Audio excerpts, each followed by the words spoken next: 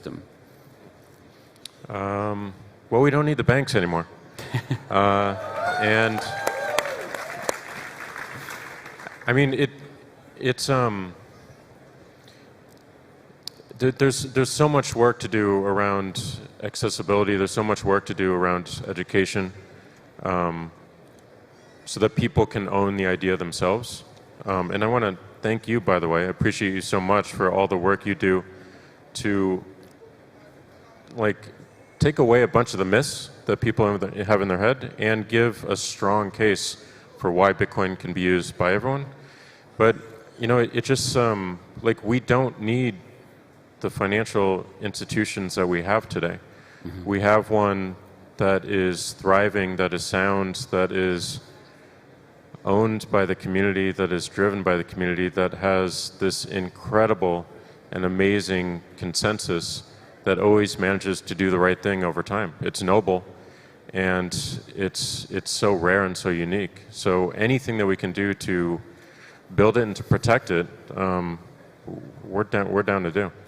You recently personally launched a new fund with Jay-Z, where you guys dedicated 500 Bitcoin to help the Bitcoin ecosystem in Africa and India. Can you talk a little bit more about the vision for that fund and what you all hope to do over the coming years? Yeah, I mean, I spent November of 2019 roaming around the continent of Africa. I went to Nigeria, I went to Ethiopia, Ghana, and I saw that the #1 problem that entrepreneurs were working on there, and I only met the entrepreneurs, I didn't meet anyone in the government or the media. They were all working on payments, and the most interesting of them were working on Bitcoin. And when I saw the reports of Nigeria considering banning Bitcoin, when I saw the reports of India considering banning Bitcoin, is a reminder that we could use a lot more help developing around the world. Mm-hmm. Finding developers on the continent of Africa, enabling them to do their work without having to think about taking another job is important. So talking to Jay about it, Jay loves Bitcoin. He goes very deep on what he loves.